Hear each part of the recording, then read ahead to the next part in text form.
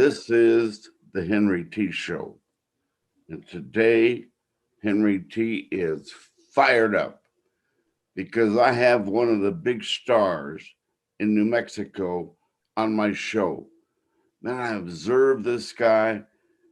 He walks around like he's running for governor, shaking everybody's hands because everybody knows this man. He's lived here, he's lived there. He's a loyal New Mexican, former great athlete at Eunice High School, where he grew up. Then went on to Lubbock Christian, always a star, always an academic star. One of those guys that was so efficient, he did everything well. And man, he's got a way with people. Gift of gab, friendly, big-hearted. People fall in love with this man because he's ethical, he's honest, and he's got great integrity. And when you find out here within the interview the job responsibilities of this man, you'll know that it mandates all those qualities to do the job that he undertakes every day. What a pleasure. I mean, it was an honor when I first met him a few years ago in the pit, watching his Hobbs Eagles play in the pit. And I swear everybody knew this man. You say the name Bruce Carver. How's Bruce? Hey, give him a handshake. How's he doing? Did they tell you stories about Bruce? Much loved and respected man in the state of New Mexico. Ladies and gentlemen, Bruce Carver is with us today, the athletic director at Rio Rancho in Cleveland High School. Big responsibility out there in that beautiful town, that beautiful city, if you will. And he's on the Henry T. Show today. Man, I got the nerves. I'm shaking, but we're going to be baking now with a man that I really am looking forward to meeting with. Mr. Bruce Carver, how are you today? I'm doing great, Henry. I'm doing fantastic. I appreciate that. Man, everywhere I go, people ask about you. You've laid down a track of success in all the things you've done and in demand, so much so when they opened that position in Rio Rancho, man, you were at the top of the list. You've been there a while. What's it like? What's Rio Rancho like? In that position. In this position? Well, it's been good. You know, like any job, it's not perfect, but it's very good. I think it's been a great opportunity. You know, I was here 10 years. I retired 3 years, and I've came back to the same position that I had. And it's unique. You know, we have the two high schools. We have 4 middle schools. And I don't know. It's, you know, really been at some different places in my career. And I kind of take the approach that, you know, all people are, you know, pretty much the same, and kids aren't any different in Eunice and they are Rio Rancho. You have, you know, a little bit of difference in small schools and large schools, those kind of things. But, you know, kids are kids, and they want discipline. They want programs. They want to learn. They want to be coached. So it's been great, you know, here. We have a fantastic coaching staff, and I have had the privilege to hiring 90% of them. And there's the other 10% that I've been lucky enough to inherit some really good coaches that Gary Veem hired before I came that are still here. We've got about at least 4 coaches that have been here a long time. But it's just a great staff. And you know, I'm really fortunate to work for what I think is the best superintendent in the state of New Mexico. She definitely has the longest longevity of any superintendent in the state. She's been here for, I think, 22, 23 years as a superintendent. No one there's not any superintendent that had that long of a run in the state. And anyway, she is a very fair, wonderful person who cares about athletics and activities, and realizes the value of activities and athletics. She's a former activities director in Mayfield, and that I think gave her a lot of insight how important it is. And so I'm really fortunate with the administration, and the community here has been really good. It's just a great place, great place. You grew up in Eunice. I've been there. What a place. What was it like? Well, Henry, it's a small town, and we grew up playing sports. I can't remember when I was a kid, just we're playing plastic baseball, or we were playing real baseball, or we were playing basketball, or playing football on the street. It's a nice place to grow up. We had the oil field there. It's not the prettiest place around, but we didn't know any different. We spent our time out on the fields and in the courts, and just a great place. I saw some people older than me who, like we all have role models. There were a few that I remember a guy named James Ward, a guy named Robbie Green from Eunice, and we won state championship every year in baseball. I think 12 years in a row. Baseball town, won some basketball championships. So it's a great place to grow up. It really was. Small town America. No complaints. You get that little southern sound to your voice. I've tried to talk to some of the broadcasters I meet out of Clovis. Hey man, where can I get one of those southern accents? And they say, well, you get down here just at the Five and Dime. And these broadcasters, I'm sure. Yeah. No, I have a real good friend. His name's Sip Portillo, and he's from Springer, New Mexico, and he makes fun of that accent all the time. So he's got it down. He's got that whole Southern thing down, even though he's from Springer. So I hear about it quite frequently. Well, it's part of you, and it's part of that beautiful side of our state. I love going down there because every time I go down there, it's big time. Might be a small town, but Eunice and the athletic directors and the educators down there, just everybody welcomes you into their home. Can I get you something? They bring you food, they bring you soda pop. Man, everything is ready to go. Game time. All you have to do is sit down and start talking, because they got programs and history books, and wow, and the stadiums are nice. I love going to Eunice and broadcast the game. Bottom line. Yeah, there's some good people down there, and some really very friendly people that I grew up with. And, of course, I don't go down there a lot. Don't really have any ties anymore to Eunice, other than it was my hometown. My family's gone, and most of my friends have moved on. There's still some there, but always good to go back, though, to your hometown, right, Henry T? Amen. Well, you went on to be an athlete at Lubbock Christian, now Lubbock University now.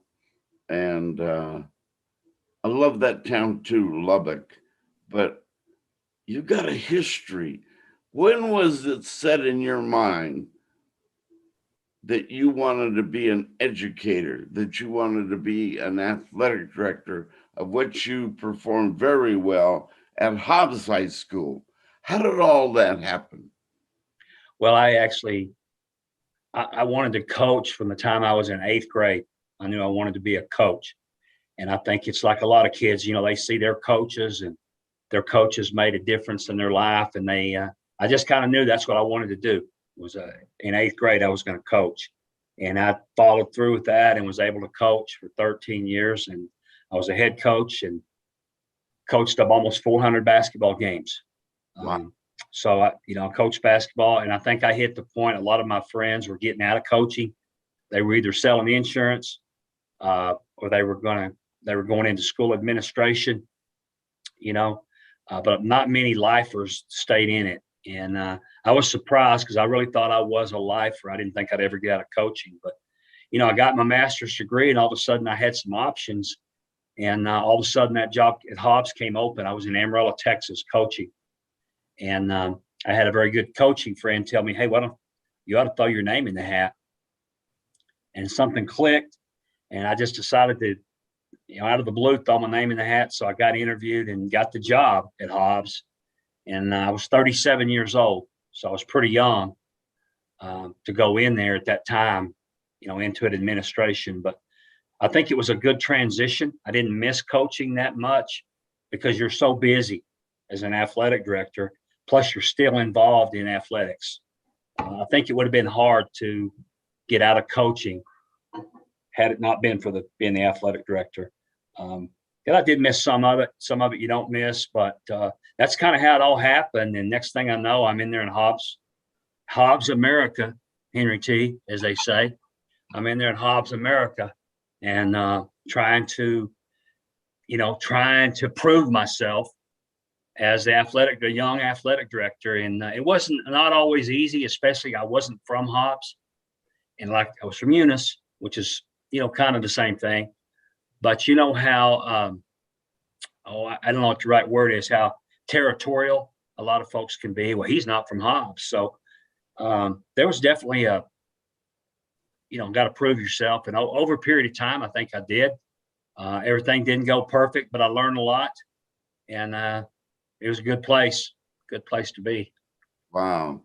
Let's go back a little bit. Mom and dad, your family, how did they inspire you to stay on the right road, to make sure your character was strong, to make sure you were the A student that you always were, that you were fired up and had that positive attitude? How about mom and dad and the family?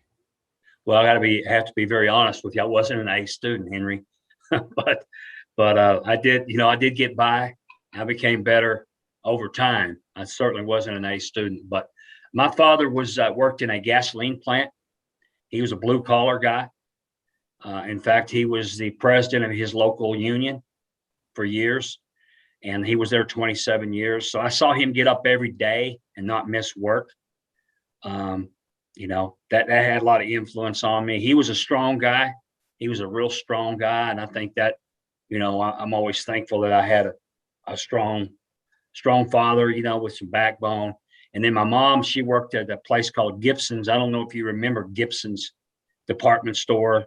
And she worked for them for years, and she was on her feet all day. And, neither one of them had a college education, but they worked hard, and they were blue collar, and so that affected me a lot. But they always encouraged me to go to college, and that was a push.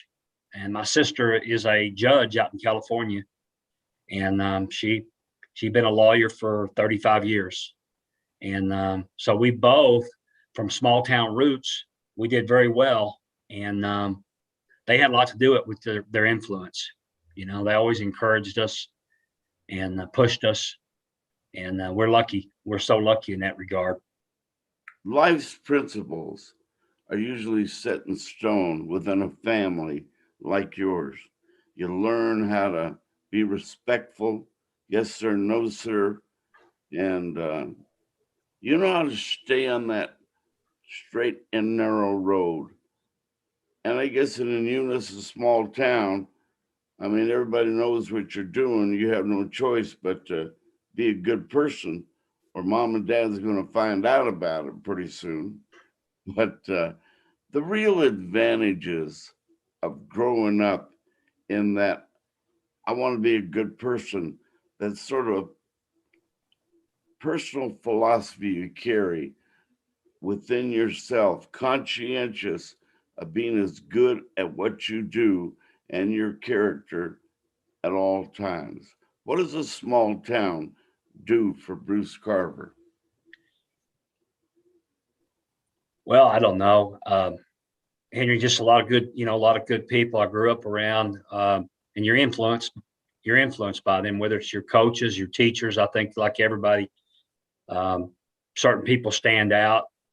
In that process, we had a principal in Eunice. His name was Mr. Sissel. He was a former military guy, and he was tough, man. And that was back in the day where If you did something wrong, there wasn't any questions. You got in and you bent over and took a few swats. So Mr. Sissel gave us a few swats here and there, and some more than others, but they were meaningful life lessons, I should say. And but anyway, just I can't think of any. I can think of a lot of people, but bottom line, at small town or big town, I think the people around you influence you. There's no doubt. The entire way. Well, I love Eunice. I've been there several times to broadcast. I've had a great experience every time. As an educator and athletic director at Hobbs, man, you got to hang around with some big names. The name Ralph Tesker comes to mind immediately. You're a young guy coming into the fold there. He's a veteran teacher and coach and famous. How did that go the first few weeks of your introduction? Well, it went pretty well. It went pretty well. I think the one thing I learned from him was enthusiasm. I think even up to the end, he had the enthusiasm, and I remember him telling me that he knew I didn't have a lot of experience. He said, "But I can tell you've got a lot of passion and a lot of enthusiasm."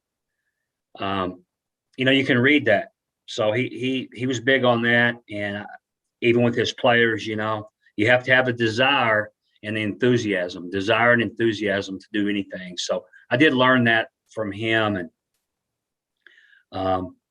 you know, there's always good in a lot of people that you can take, and then sometimes there's some bad you can throw away.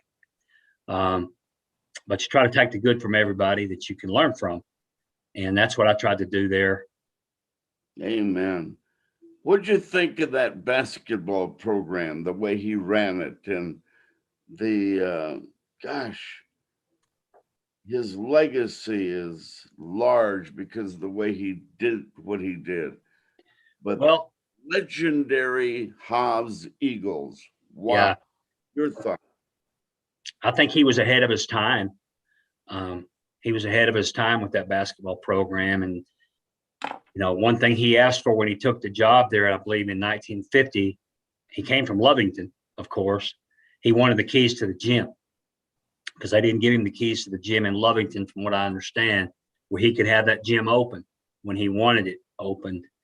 And that kind of sums up really a lot of the success. And they play a lot of basketball there, and he had the summer league. He was ahead of his time with the summer league. And then starting to press. He didn't start pressing right away. And in fact, I don't know. I'll go ahead and tell a quick story about how the press started at Hobbs. He got beat once right before Christmas with his team, and they had been down by about 30 points. Towards the end of the game, the last quarter, he put on the press, and they came back. They lost the game, but they only lost by like 4 points. And all of his players after the game said, "Coach, why don't we just do that all the time?"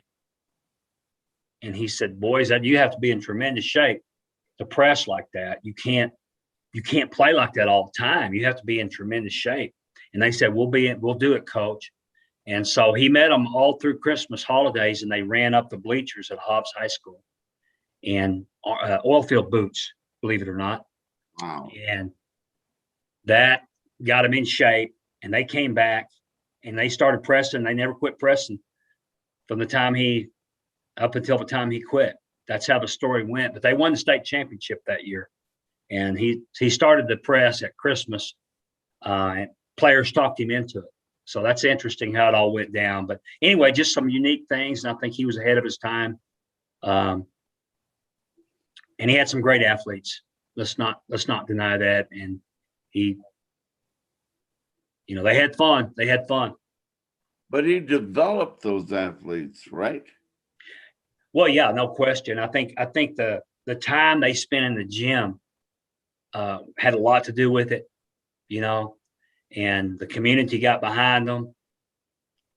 As they say, winning begots more winning. They got it going, and fun way to play. And then he started doing it in the junior highs. So kids grew up playing that way. And the other thing he did, he knew the players from the time they were in third grade, second grade. He knew them by name. He might know you when you're in first grade. And he had a relationship with those boys all the way through school. And that's one of the keys, no doubt. And I think relationships are a big key to it at any level. And that's another thing I've learned.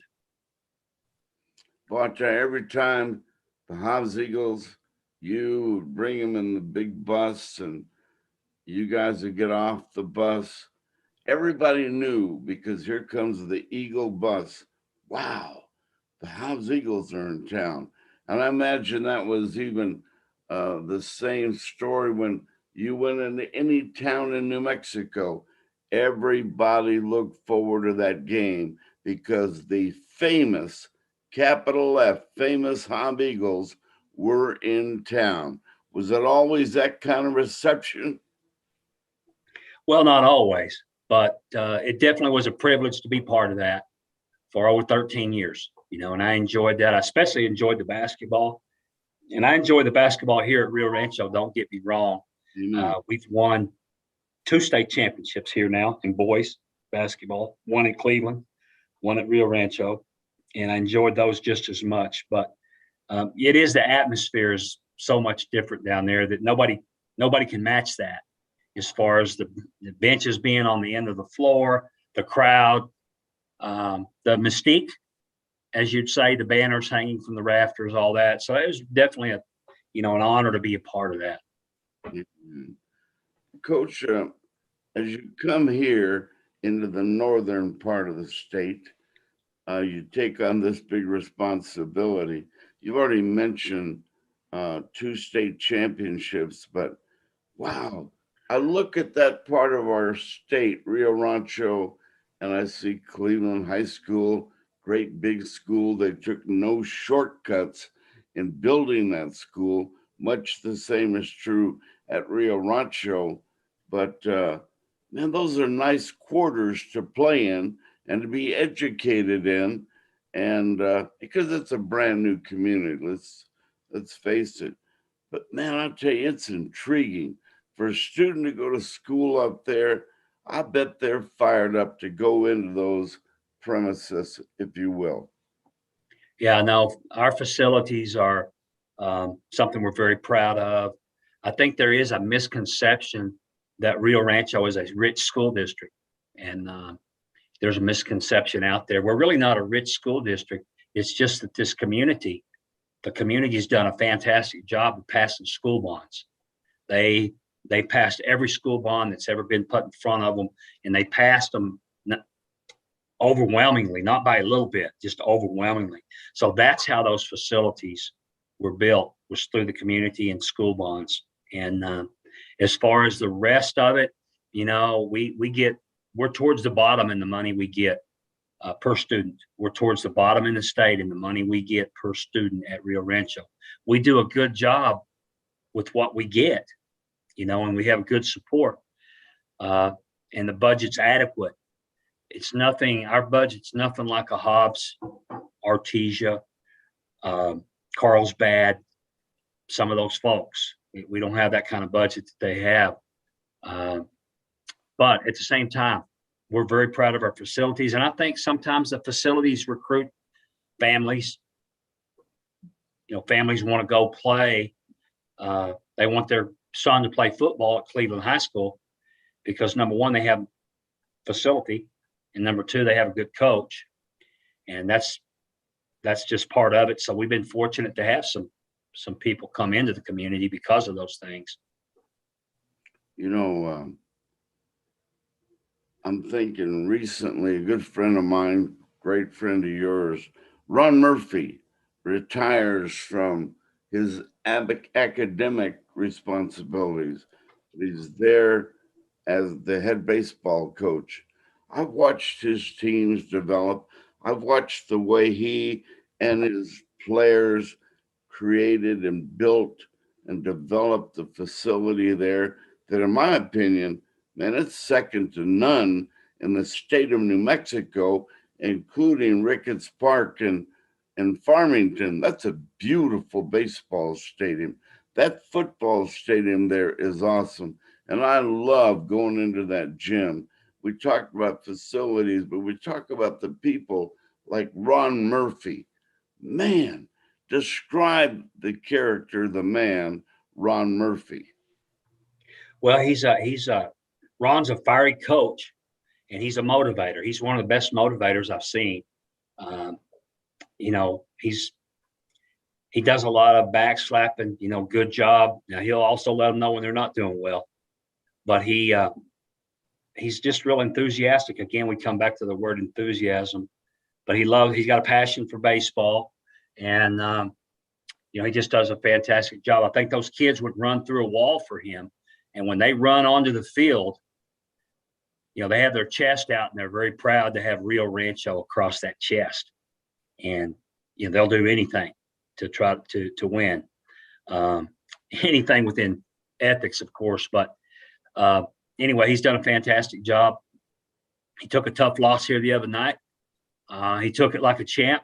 They got beat 1-0 in 9 innings, and he could have sulked, but no, he gave credit. He said, "You know what? They beat us, and they beat us today." And that's the way he is. He's a straight up guy, and it's been good to work with him.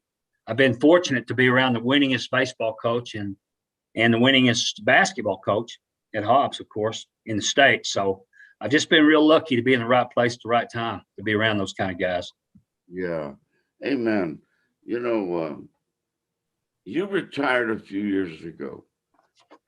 You're a young man, coach. What made you want to get out of the business? But man, like the Godfather, they reel you back in, right? You came back. I don't think it took much influence, at least from my vantage point. You've always loved your work. Well, I think sometimes when you're in it, it becomes a grind. What you do, any job can become a grind, and I think when I was at that point, it became a little bit of a grind, and then you start thinking what it's like on the other side. It looks greener. The pasture looks greener over there. The freedom of not having the responsibility and those kind of things. So, those are what appeal to you, but you don't really know until you go do it. And I stayed busy, and I did ProView, did a lot of games. Yeah. Had a part-time teaching job, but at the same time, I missed it. I missed a lot of it, and it just comes down to I feel like I've got a lot to give. I still feel like I've got a lot to give, and I still feel like I've got a lot of good years left. And that was really the bottom line, the influential factor. I still think I'm in good shape physically and mentally that I can give some things back still. Amen. Looking at you as the versatile person that we all know you just mentioned it.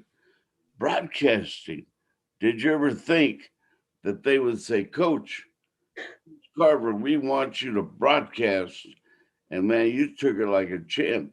You sat in that seat and delivered the description. How about broadcasting?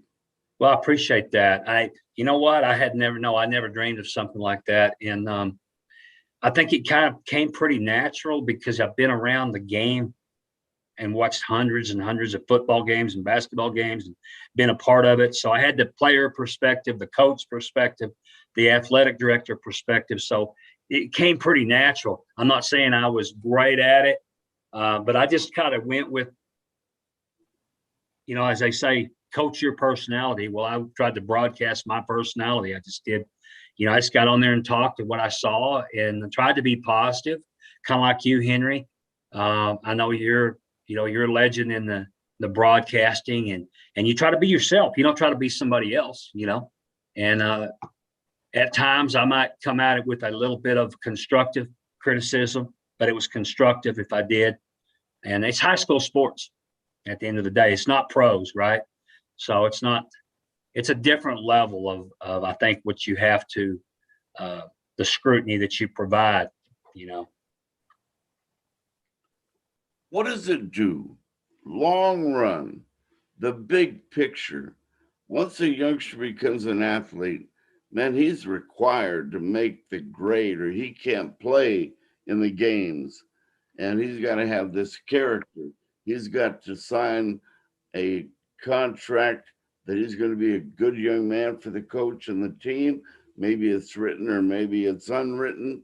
But bottom line, when it's all said and done, what does athletics or extracurricular activities do for a young person? Well, I think the things that a young person learns, you can't put a price tag on it. Um,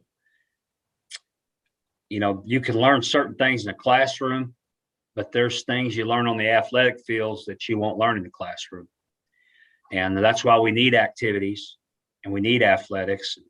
They've done hundreds of surveys and data, created all this data on what athletics can do and activities can do for an individual. And it's been proven that kids who participate in these activities and athletics are more successful in business, in college, uh, you name it. And I'm not saying someone who doesn't be in an activity can't be successful. I'm not saying that. And what I am saying is you have a better chance to be successful. And that's because you learn so much. You learn dedication, hard work, discipline, sacrifice, overcoming adversity, all those different intangibles that that you learn from defeat, uh, work ethic, teamwork, on and on and on. It's just and that's what I like the best about the whole thing, Henry, as far as being athletic director, is the life skills that it does teach. And we even evaluate our coaches over here on, that's one of the evaluation criteria, is did they include that into their what they do daily? I don't want somebody just to teach football and blocking and how to shoot a free throw in basketball or hit a baseball. You want something that's going to carry over the rest of their life and make a difference. So it all goes together, right? Athletics is life. Life is athletics. So there's some real lessons there. Amen. Well, some real successful people have come out of Rio Rancho, and we can say the same about Hobbs and Eunice, but what you say, there's a lot of great testimony to back up every word that you spoke. The future of your community up there in Rio Rancho, and I ask this maybe of every community because it seems as though the dollar bill is becoming more scarce. Where do we get the funds to make sure these programs stay where they are?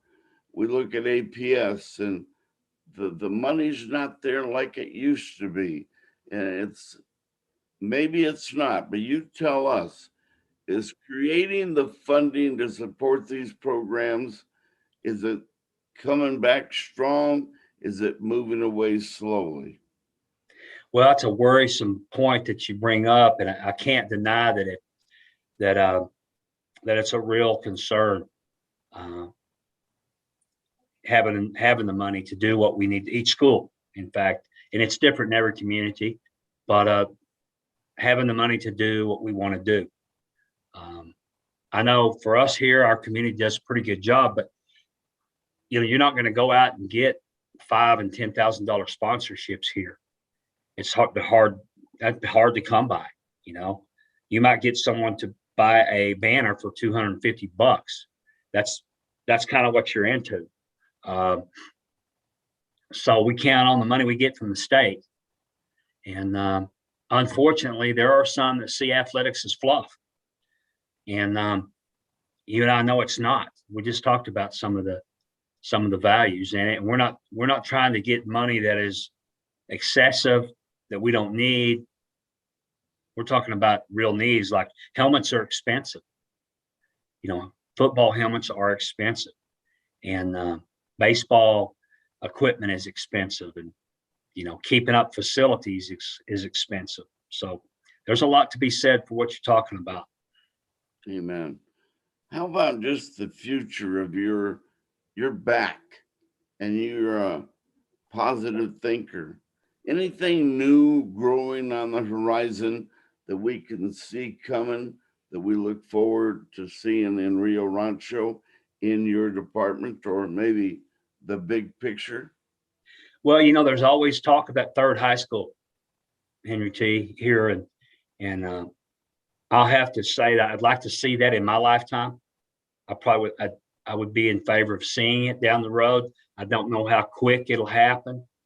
Um, it's one thing to have enough money to build a school, but then you have to have enough money to operate the school.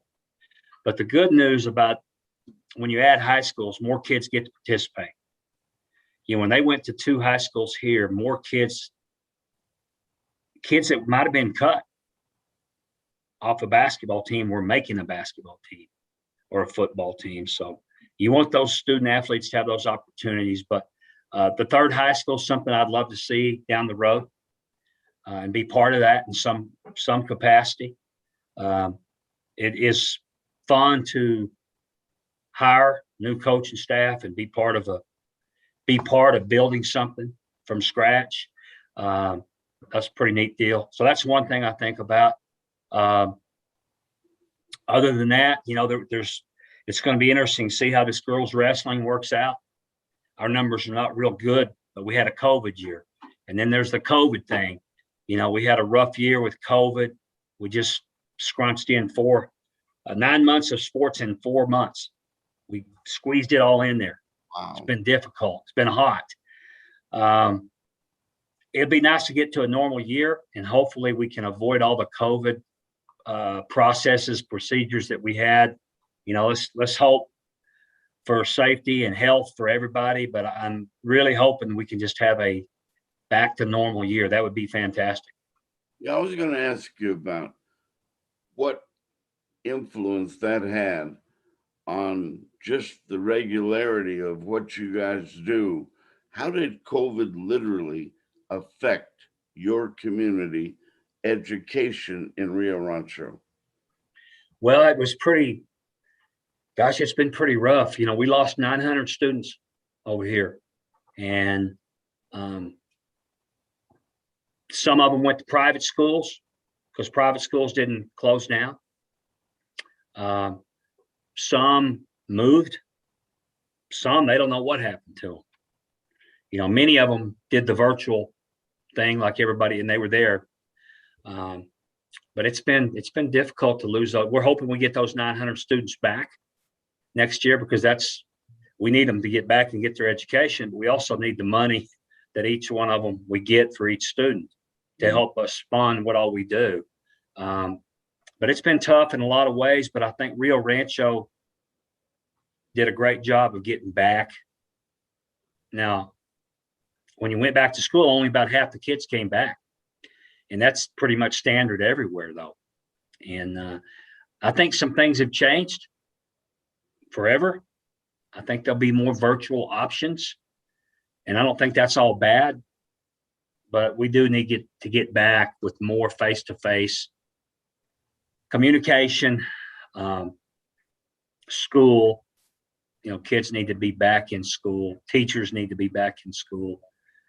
I think we did pretty well. We did very well in getting back, and our coaches made a lot of sacrifices. Hadn't been easy, but things are coming back together. And I think more than any other thing, Henry, I think we've all gained an appreciation of what we didn't have. Now we've gained an appreciation, and man, I missed being at sports, missed being at high school games. Kids missed playing. Just being out there was a real thrill, and this is what we're supposed to do, just to smell the air, be outside, and doing our thing. So I think we've all really have much more appreciation. The governor's trying to keep her hand on the situation, whether you believe it was good or bad. But presently, it is still a caution for administrators like yourself. Do you have to be careful? Do you have to have that cautious attitude? Because COVID hasn't disappeared entirely. Yeah, that's a tough question. Um, I think we followed the mandates. Sally Marcus did a super job of making sure we followed the mandates, and we kept the mask on, even though when many, folks felt like it was way beyond time to take the mask off. But at the end of the day, we've done our very best, and we've tried. It has been a difficult. There's a lot of people affected by the sickness and by COVID, and I think we're just getting. Maybe, yeah, you wonder if we're getting out there too much. But this may be, what are we, 60% vaccinated now? I believe this may be as good as it gets. We may not get much beyond 60%. So I think we still have to somewhat be cautious, yes, but we got to get back to living and doing what we do. And I'm no politician, not trying to be, no easy answers. Everybody's got an opinion. But our kids need to be back in school, and we want them back in school. Coach Carver, you're such a positive guy. Man, you go with the flow. You got to come face to face with hard times and be a disciplinarian, and you got to go face to face with trouble at times in your career, in your life up there. But man, you're a good guy. And I'm curious about what the serious man we see on screen today does in his leisure time. What does Coach Carver do when the sun goes down and you and the missus say, hey, let's go do something? Well, I really, since I moved to Albuquerque in Rio Rancho area, I like to ride bikes, love to ride bikes. So I have a mountain bike, I have a road bike. I have different friends that I ride with, and I enjoy that. Okay, I really enjoy that. It gives me my exercise, and at the same time, being outdoors is fantastic. I also like to hike. I like to do some hiking, and love that. We love the mountains. We have a little cabin up around Chama, New Mexico, my wife and I. So we like to go up there and just breathe the mountain air, look out at the mountains, and just relax. So those are just some things. But she's from Melrose, New Mexico, so we're both small town people at heart, with simple values. But we just enjoy. We have a great marriage. I'm really fortunate, and we're getting older, so sometimes at the end of the day, like Saturday, we had all the state meet 7 hours outside. I come in, I'm looking for the recliner, man. Try to get ready for the next day, right? I'm just trying to kick back and get ready for the next one. Yeah. If it's not too private, tell us about your better half. Well, Sherry she's a hardworking individual, and she's very smart. She's very bright, and she can do a lot of things. I'm pretty fortunate in that she's a great cook, and she does gardening, and she in fact is coming back to work also, Henry. She was the principal at Hobbs High School for 4 years. She retired for 1 year, and she'll be coming back as the executive director of student services starting July 6th or 7th. So she's back to work too.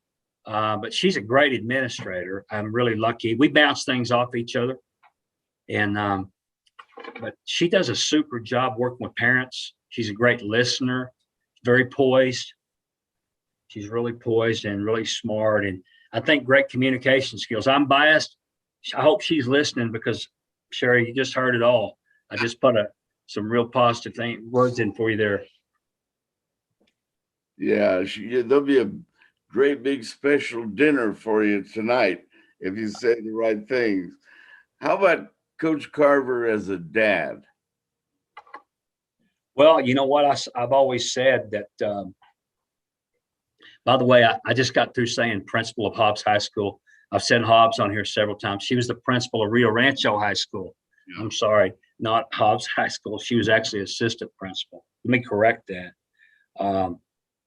But you asked me about being a dad. I think it's probably that's one of the greatest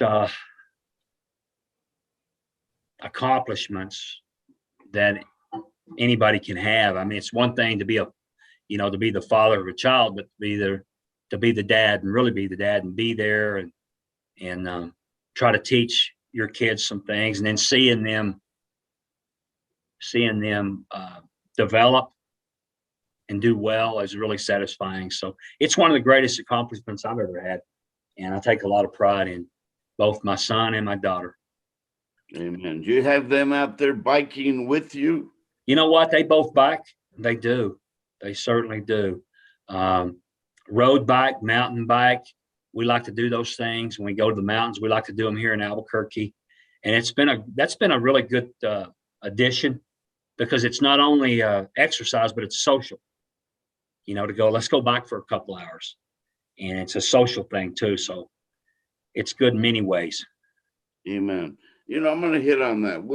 We'll be out of the interview here in a few minutes, but exercise, making sure the body doesn't grow old faster than it should. What would be your recommendation to dads and moms around our community to turn off the television and let's go do something and move our bodies?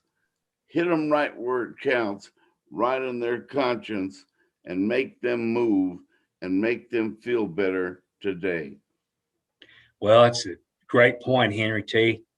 I think that, it's the key to living longer, and it's also the key to quality of life. And it's real easy to put on to add those pounds. It's pretty easy. So it's just a lifestyle. It's a lifestyle. It's not something that you just do. Oh, I'm going to do. Some people are, I'm going to go exercise right around New Year's, right? So I go join the club for 3 weeks, and then that's it. You don't see them again. They burn out. It's a lifestyle that you've got to incorporate every day of your life. And Sherry and I have that. Our kids have it. We get up, we're thinking we're going to go walking, or we're going to go biking, or we going to the club. By no means are we like the perfect fitness people. I'm not saying that, but we do pretty good at it, because it helps us mentally, helps us with our jobs, but it also helps us, physically too. Of course, the other part of that's diet, and I'm not the greatest at that. I'm working. It's a work in progress, but I'm certainly not great at it by any stretch. Is the two-step country dancing considered exercise? Well, I think it would be. I think it definitely would be, no doubt about it. Especially when you get a little, get a little quick song out there, like the Cotton Eye Joe. Oh, You're really moving around. That's going to be some exercise to that, Henry T. But yeah, definitely. that's your theme song, right? The Cotton Eye Joe? No, it's like I told Gary Heron the other day, Henry T. There's 2 kinds of music: country and Western. Remember that. Remember where you heard it. There's You like that? Bruce Carver, and he's drinking water too. Man, you are a health nut. Well, I don't know about that, but we enjoy it. We enjoy it. It's part of the day. It's part of every day. Yeah, one of these days, Henry T's going to be out there in your leisure, and you're in the dance hall, you and your beautiful wife, and the Cotton Eye Joe's going to be on. I'm going to be taking movies, little pictures of you. How good a dance is Coach Carver? You know what? I'm Henry T. I'm not a great dancer. But I do what I can do. I do what I can do, and I'm not afraid to step out there. I'm not the greatest, but you don't want to be sitting down while everybody else is having fun, right? You put on the tight jeans and the cowboy hat and that special Hobbs cowboy shirt on and get out there and, man, shake a leg. You still dance, Henry? Huh? Do you still dance? Oh yeah, Good. good for me. Yeah, no doubt about that. Amen. But I would like to go to one of those honky tonks in Hobbs or Eunice especially, or Roswell or Artesia, where they can really do it up and have somebody out there really teach me how to two-step. Yeah, there you go. You ought to take you a little class. Take a little class. You know, they still have those. You and Mrs. could teach me. We could try. We could try. Hey, we've come to the end of our interview. You know, you also serve on the New Mexico Hall of Fame Board of Directors. That's a big responsibility. There's some great names that have been athletic directors and athletes and educators, and a lot of great coaches in there, broadcasters, whatever, but they're all in there. That's a huge responsibility for you and your buddies to serve on that board. Yeah, it's been fun. It's been fun. I've really enjoyed the relationships from the Mexico Sports Hall of Fame and people I've met. You know, the networking involved in all of it, and we put some great people in. Uh, we got that class this year going in. I'm really excited about, and we've got two individuals from Hobbs, New Mexico, going into the Sports Hall of Fame. I'm particularly excited about that. Rob Evans and a young lady by the name of Carolyn Thompson Amen. will go into the Sports Hall. But we got a great class. Danny Ramos is going in. Holly Holm. We got Nick Pino going in. I'm probably missing two. Tell me who I'm missing, Henry. You're on the board with me. I think there's 7 going in. Yeah, well, I'm now right now you got me on the spot, but you can think you go down that hallway at the convention center. New Mexico has been blessed with great athletes, coaches. They're all down that special hallway, and it would do everybody a little good, a history lesson, to just walk down that hallway to see what New Mexico has developed. Yeah, no doubt about it, Henry. There's been some great ones that we put in there and that have gotten into the hall. And then there's also many more that we need to get in there. You know, there's just tons of people out there that have contributed. And more to come. Right. And I would suggest that if you know somebody out there that is deserving of that recognition or that special award, to contact a board member like Coach Carver and nominate that person. If you know about them and you believe in them, hey, write it down and sell the board on what you know. And that would go a long way on being extremely accurate on who goes in that Hall of Fame. I agree. We got to have nominations coming in. Amen. As we close up, I ask you a lot of questions today, but is there something you really want to say about what you do, the people you've worked with, something that's really in your heart that you feel every day? Well, I would just say that I've really been fortunate. I've been lucky to do what I do. You know, a lot of people have a job and they go to work every day and it's work. And a lot of times this really hadn't been a job. It's just been what I do, what I love. I've been lucky enough to do something I love, and just really blessed to have a lot of people that have made a difference for me. And superintendents, you know, great administration, and some of the coaches. I've learned from them as much as they've learned from me. I probably learned more from them being around them.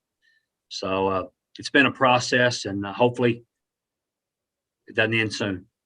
Coach, can I give you a Eunice story? Give me a Eunice story. I'm driving all day, all night. I stayed in Hobbs. It's raining. It's football season. There's muddy streets everywhere. The highway is muddy. My car is a mess. The next day I wake up after spending the night in Hobbs, drove over to Eunice, and I go to a McDonald's. And by the way, Eunice has the largest McDonald's in the whole world right there in Eunice. And I get up and I get my breakfast or lunch or whatever it is, and I go down this little quiet road. And by the way, I got the dirtiest car in town because of that trip. Rained, oh man. So I pull up to a stoplight at the main street there in Eunice, and this slow truck, man, taking forever to get by me. So I'm patient. And then finally the truck goes by me, and there's some kids on the top and the back. I don't know what they're doing. So I make a right turn on Main Street in Eunice, and suddenly I realize I'm in the Eunice football parade. Me in my dirty car. I mean, Henry T is in the Eunice parade. And then we go a little farther, and there's people waving at the floats and the bands and everybody. And when in Rome, you do as the Romans do. So Henry T is there in the dirtiest car in New Mexico. I'm waving out the window at everybody. What can you do? I can't make a You right. might as well, huh? You might as well enjoy it, man. Amen. I was there all That's the, funny. You so drove into the parade. you you could hear the people out there in their southern accents. Who are you, mister? Who are you? And I could hardly wait till the next right turn, and I was out of there, red face and all. I can't say in my athletic career, in my broadcasting career, that I was in the Eunice parade. Nice. That's great. Great story. Is that crazy? Yeah, it is. You guys celebrate up there. You have homecoming dances. You have parades. The band's ready to go. And then I get to the stadium, coach, and I'm getting my stuff ready. I look out the booth window of the stadium, and I look down around the home side there, and I see 6,000 cowboy hats from the top looking down. That's a unique visual. I'm here to I shout. bet you. I bet you that's right. Am I accurate? Yeah, that's right. Amen. Hey, what a pleasure visiting with you, Coach. Thank you. I appreciate it, Henry. Thanks for having me on. You have a great day. We'll do it again. We're so happy that you're here and you're serving our students. And it's just really impressive to watch you do your thing. Congratulations. All right. Thank you, Henry. Bye-bye. Take care, Coach. Bruce Carver, one of a kind, man. And I'll never forget that day being in the Eunice parade. Is that amazing? And thank you for being with Henry T here today. Thank you to Jimmy Tran. Uh, what a good guy, great producer. And I couldn't do it without him, believe me. Thank you for being on our website today. Um, Henry T, Game Face Live. And thank you to our staff at ProView, all of them who help us considerably. And we'll be on again next Monday. And if something happens, Henry T will bring it to you live. But there's an announcement I'm going to make next week. Man, I'm coming back for more. You ain't seen the last of Henry T on the broadcasting side of the steel. I mean, doing the games again. Henry T is coming back. Look out. Spread the word. See you later. Have a great day. Thank you. Don't forget the people who bring us this show. Amestoy Drywall, Indigo Mortgage, Rax Lumber, Richie Tabbitt out there, Kevin out there at the canteen. Yeah. Action Jackson Compaction. We'll have Chuck Jackson on soon. A race driver, the Hydro Bar. Oh man, are they good to us. Thank you to all of our sponsors. I love the Amestoy family. great athletes out there. Pierre Amstoy, man, his legacy as a high school athlete, second to none out there at Valley High School. Say hi to him today and tell him, hey, Henry T was talking about you. Have a great day. See ya next Monday.